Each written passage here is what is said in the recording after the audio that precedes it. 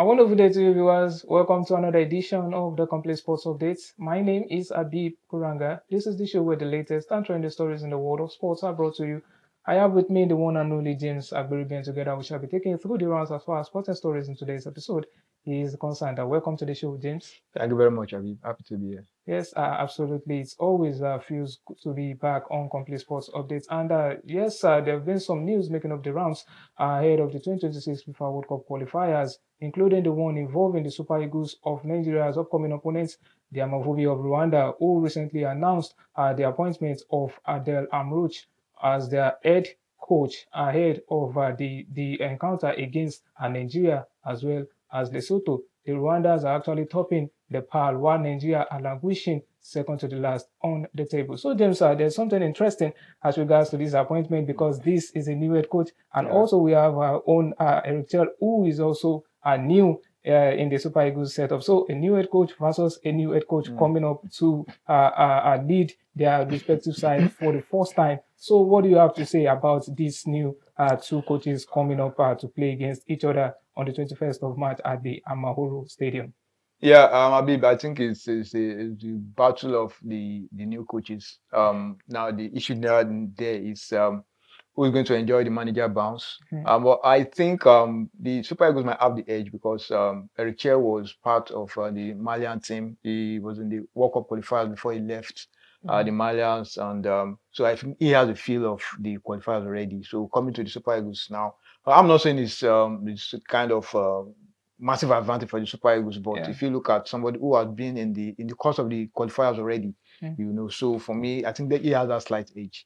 So for me, it's a good one for Rwanda. They know what they wanted and they decided to go for Eric for Adel Amrouche. But it came as a surprise to me because the former coach Spindler wasn't really doing bad. Exactly. He left them top of the group. But you will not be surprised why they decided to allow him to go. So maybe they have their reasons. I even learned even the fans are not happy that he left. I think whatever is the disadvantage to them, you take it as an advantage to our own side. Always. So for me, let's just see how things pans out. Amrich is not. He's not a novice when it comes to coaching on the continent. Yes. He has been coach of Burundi, Tanzania. I think that was his last job. So he has been around. So let us wait and see what happens. And he's not far off again. So we just pray that the Super Eagles who have the manager bounce, you'll be on their own side this time around, and let's see how things pan out. Yes, definitely. Just like what James said, Adel Amrouche is actually not a novice as far as African football is concerned. Considering the fact that he also have managed the Kenya national team coupled with Libya as well as the Yemen in the Asian continent. Also, there are some clubs in the continent that he has managed, most especially the two Algerian clubs, the USM Alger as well as the AG Alger right there in the capital city of the country. So we wish Adele the very best, but definitely not against the Super Eagles of Nigeria. Yes, that's it.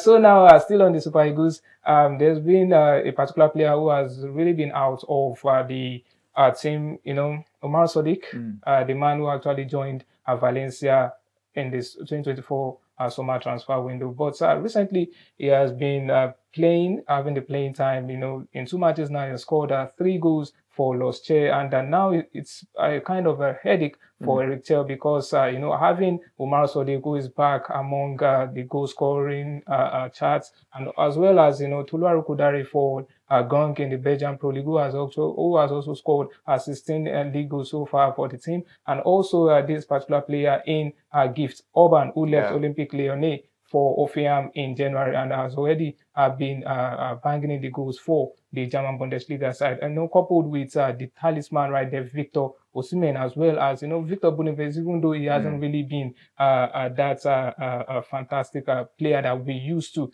for the Bayer Leverkusen side. No disrespect to him. So, what do you think? Who do you think will actually come into the four as regards to the Super Eagles call up in the attacking list?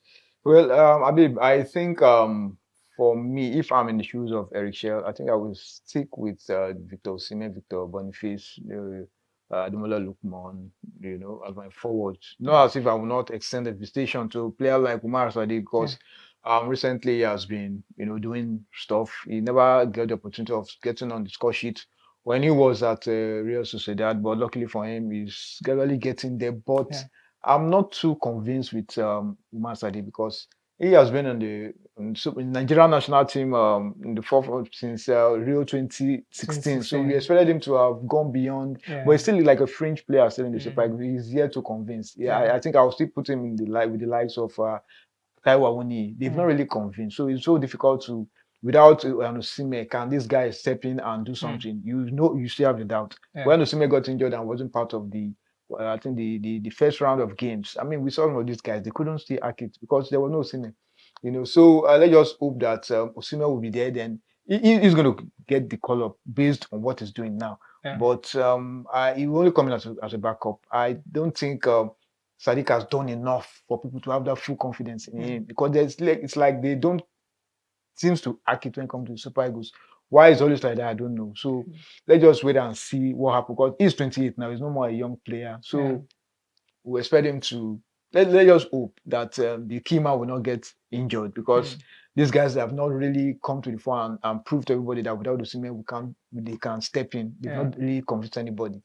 So let's just hope they're all fine and come to at least they have enough. It's better to have enough than just like what's happening to us now. They lost all their four front men and they are struggling. So you still have to put in Arsenal. you still have to put in Arsenal there. So it's good to have enough of them than have lack of it and struggle. So all the best to them and see what happens. Yeah, definitely all the best for the Super Eagles of Nigeria ahead of their quest to qualify for the 2026 World Cup in the United States of America, Canada, and Mexico. So, James, let's talk about football in Europe, FA Cup, most especially.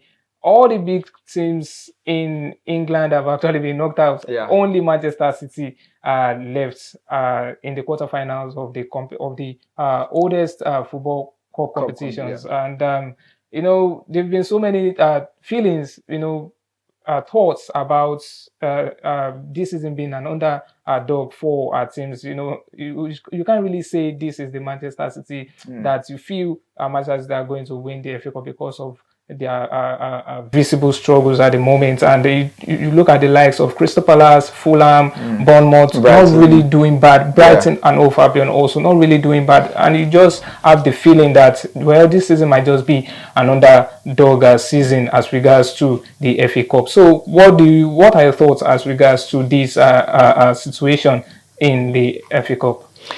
Well, I really wish an underdog will win this. For me, I think Manchester City are the intruders there. You look at the lineup.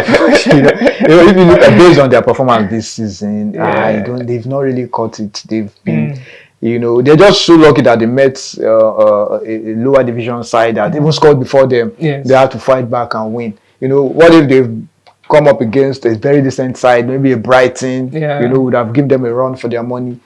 So for me, you want to give them, you want to put them as the favorites. Yeah. This they played in the last two finals. They defeated Manchester United before they now lost in the last season. So they are still going to be the favorite. But I won't be surprised if they get knocked out because they've not really done anything this season. And I mean, they are out already when it comes to the title race. They're out of the Champions League. Their only hope of silverware this season is the FA Cup. But the other teams, they are pushing their weight. They are giving their all. They sense that this Manchester City is there for the taking, and everybody is doing everything possible to get at them. Because the team that I'm looking at now, they are not like the Man City of before. That if you go out against them, there's a way they will dismantle you. But teams fancy their chances against them. They take their chances, and they will see a couple of wins against them. So, like I said, they are favorite, but I won't be surprised if they get knocked out. Yeah, definitely. Just like what James said, it won't be a surprise if any team apart from Manchester City go all the way to win the FA Cup come the end of the season. So, thank you very much, James, for the wonderful and insightful analysis as always. Thank you very much, Sadiq. So, viewers, this is where we're wrapping things up as far as sporting stories in today's episode is concerned. Do take care of yourselves and enjoy the rest of your day. Bye for now.